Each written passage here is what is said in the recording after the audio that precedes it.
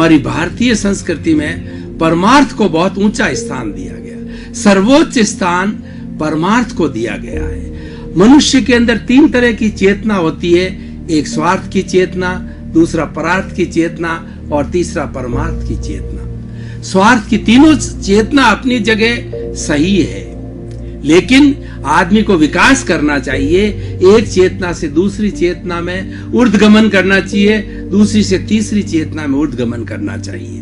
पहले स्वार्थ की चेतना, मनुष्य का शरीर होता है, उसका परिवार होता है, उसके बाल बच्चे होते हैं, उसके माँ बाप होते हैं, उसका राज्य होता है, उसका समाज होता है, उसका देश होता है, तो उसके लिए उसको आजीविका कमानी पड़ती है, स्वार्थ रखना पड़ता है। बुरा नहीं है, लेकिन एक स्वार्थ वह बुरा होता है, कौन सा? जो ये मानसिकता रखता है, मैंने पिया, मेरे बैल ने पिया, कुआ ढहे तो ढहे। एब्सोल्यूट स्वार्थ की बात करता है या सोचता है कि सिर्फ मेरा भला हो, मैंने ऐश आराम किया, बस यही तक सीमित होता है।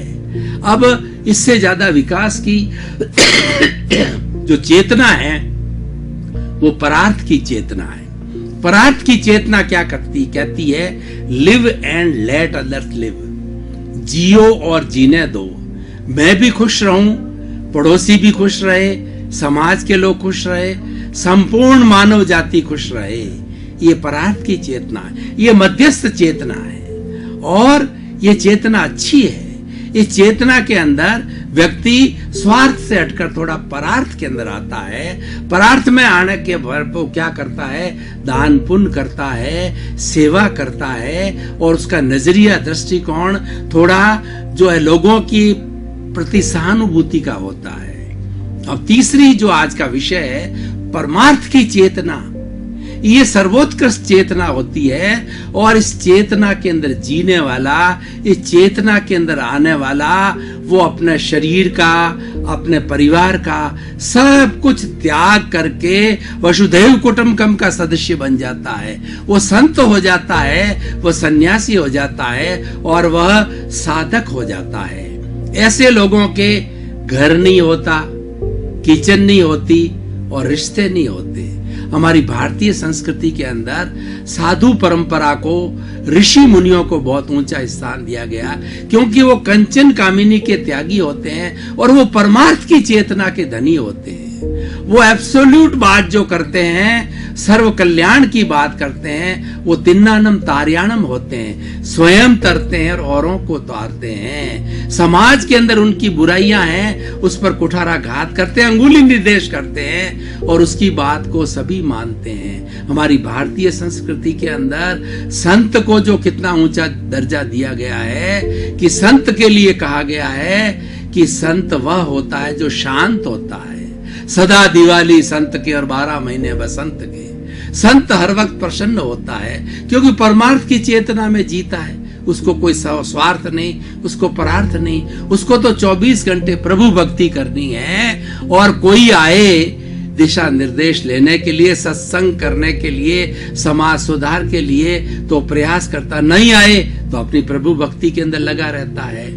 और हमारी देखिए भारतीय संस्कृति परंपरा के अंदर संत को सर्वोच्च स्थान है। चाहे भारत का राष्ट्रपति हो, चाहे कुबेरपति हो, चाहे प्रधानमंत्री हो, चाहे बड़ा विद्वान हो, चाहे बड़े से बड़ा व्यक्ति हो, वो सबसे पहले संत के जो चरणों के अंदर प्रणाम करेगा, अपने जो है अभिव्यक्ति चरणों में देगा, वह समर्पण करेगा, क्योंकि वो परमार्थ के धनी हैं, वो परमार्थ की चेतने वाले हैं। तो अब ये आज का हमारा विषय है कि परमार्थ की चेतना जो है वो न रखने से तो हम डूब सकते हैं। तो परमार्थ की चेतना पर ध्यान न देने से हम डूब सकते हैं। कहना करती है कि हमारे समाज के अंदर मूल्य अच्छे रखने हैं।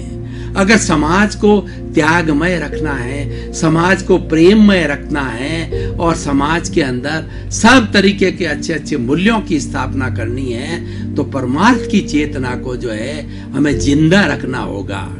इसके हम पैरेलल के अंदर चलता हूं तो 3 तरह की आत्मा कही गई है। एक बहिरात्मा, एक अंतरात्मा और एक परमात्मा।